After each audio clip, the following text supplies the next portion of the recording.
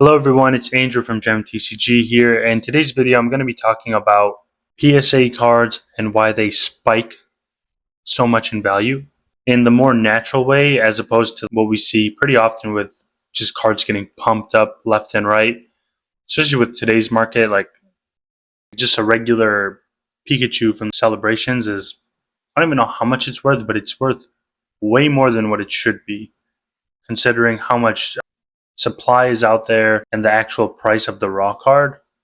And this video is more on just supply and demand, and then also some other factor that I'm going to be talking about.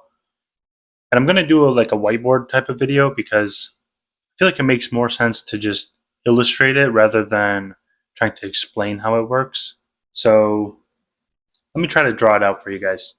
So ignore the little bit of a ratchet setup, but I had nothing to put the whiteboard on, so I just figured I'd lean it up against a mirror, or not a mirror, a window.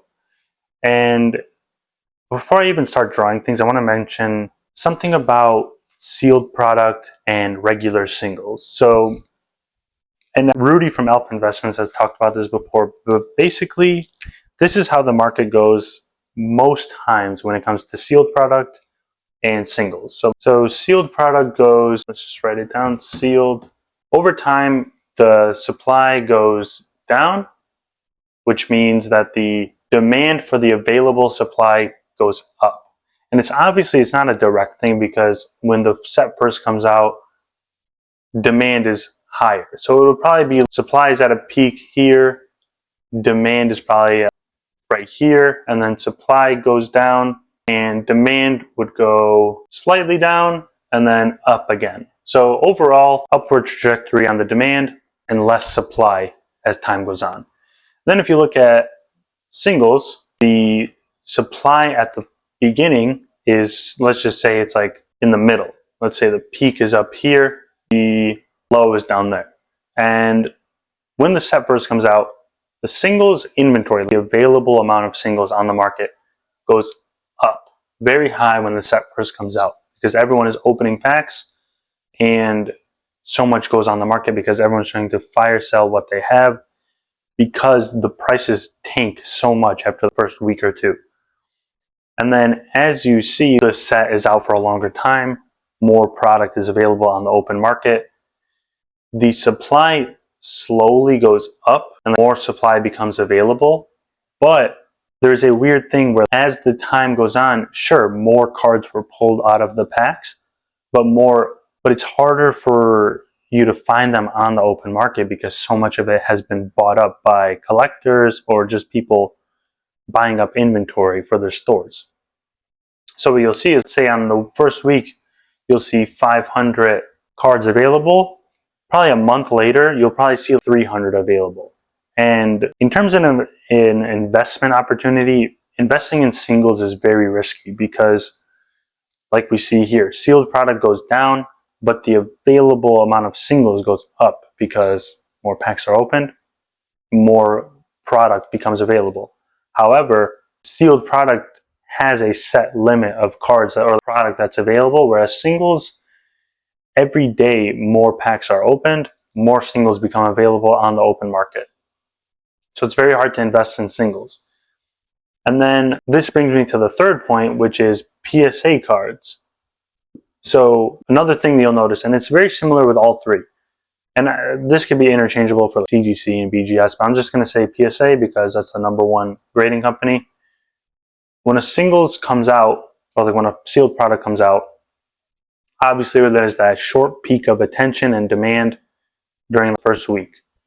And for PSA 2, if you get graded cards in, like let's say you get the first PSA 10 of the chase card, there's a lot of demand for that and a lot of hype goes into that. So you see a peak in the pricing during that first period where you can get the cards graded. And obviously it takes some time unless you're paying for some expedited service, but that's usually how it goes. But then over time, more singles become available, right? Because the inventory is just going up as packs are becoming opened, which means more people are grading with PSA. So the supply of PSA cards is very low. It's at the lowest it can be at the start. And then over time, slowly goes up. And actually, I should clarify, PSA 10s, I'm not talking about 9s and 8s, because honestly, I think 9s are worth the same price as a near mint card, not even graded. So I'm just talking about the 10s. And in terms of supply, single supply goes up for that first 3 months. And then after that, it's a little bit slower because less product is available to open. And the graded pop counts of PSA 10s goes up as well because there's more supply to be graded. However, as time goes on, sure, this number can always rise. It can always go to 500 available listings to, let's just say, 1,000. However, as time goes on, the chance of finding a card that is gradable and actually mint condition is a lot harder, because when you're buying from people that open their packs on release date, they're getting brand new cards straight from the pack. At most, one person has touched that card. So grading it then is a lot easier to get a PSA 10 because there's just less factors influencing that condition or impacting the condition. And then on top of that, like I said, the available inventory could be higher, but the available inventory on the open market, it becomes a lot harder as time goes on because there's just less listings available and it's less popular, so less people get around to listing them, or there's less product moving, I should say. So when you pair those two together, so there's less available and worse condition. When you pair that with the fact that 10s are just very hard to get, it makes sense why you see these prices of cards going, let's just say it's here, slowly going up, and then all of a sudden it peaks like that.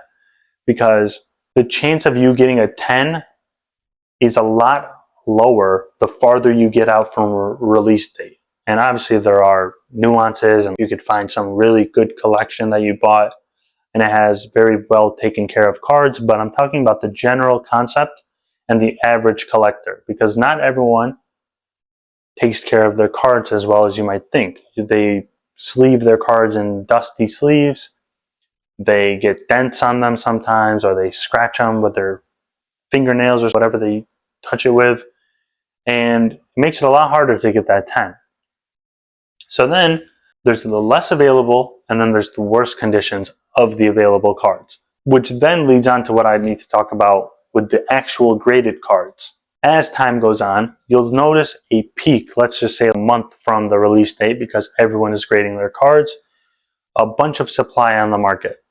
And as people start grading more, they try to undercut each other, so the price will go down temporarily. But then as time goes on, the amount of available PSA 10s on eBay is so much lower. And if you look up any card that's 2 months or 3 months plus old, finding a PSA 10 is extremely rare, and you might find maybe 5 to 10 listings of that card.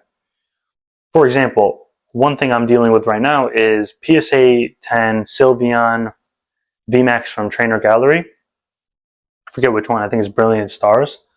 I had it listed at $200 and I have 3 copies available. I've had it listed for probably, I would say maybe 2 years now, and it never sold because my price was probably just too high. Trainer galleries, we know they dipped in price because less demand, and now they're seeing a demand again, which causes this thing to take a big play, which is less available, and the available ones are in worse condition. So that PSA 10 Sylveon is finally becoming worth what I originally had it priced. And when I noticed that, I actually raised it to 300 because I think for a card like that, that's, I don't even know, like 2 to 3 years old in a PSA 10, it's very hard to come across a card like that. And it's Sylveon, it's a really high-end card, or not high-end, but pretty cool card. I always love the Trainer galleries. And I raised it to 300 because I think it'll eventually reach that price. So to sum it up, I just want to mention that supply, it all boils down to supply and demand. Obviously, it's not a clear path like this. As supply goes down, demand goes up. but it's pretty close. The sealed product, over time, supply goes down because as it gets opened, less becomes available. And you cannot remake sealed product unless Pokemon recreates it or there's a reprint. Singles supply always go, or doesn't always go up, but it goes up relative to how much sealed product is open, which means it can constantly go up, whereas sealed can only go down.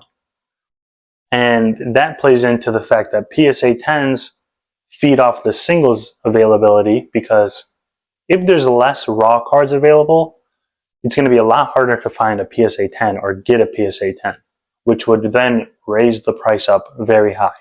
And I know I'm not an expert on grading and all that, but I know if a card is very hard to get in a 10, it's going to go up in price much more than a regular card. For example, the Kingdra, I'm assuming either it got pumped up to that price. The Kingdra EX is what I'm referring to. Either it got pumped up to that price, or it's just a very hard card to grade. And you'll see that with the Shining Legends Mewtwo GX or any card from XY era. They're known for having bad print quality, which is why the 10s have such a big multiplier. Paired with the fact that they're so rare now, it makes sense why those cards are so valuable. So that's what I have to say about this. Let me know if you guys want to see more whiteboard type of videos. I feel like sometimes it's easier. I know this looks like junk if you just skip the head, but sometimes it's easier to look at something rather than to hear it. So comment down below what you guys think, and let me know if you guys like this video.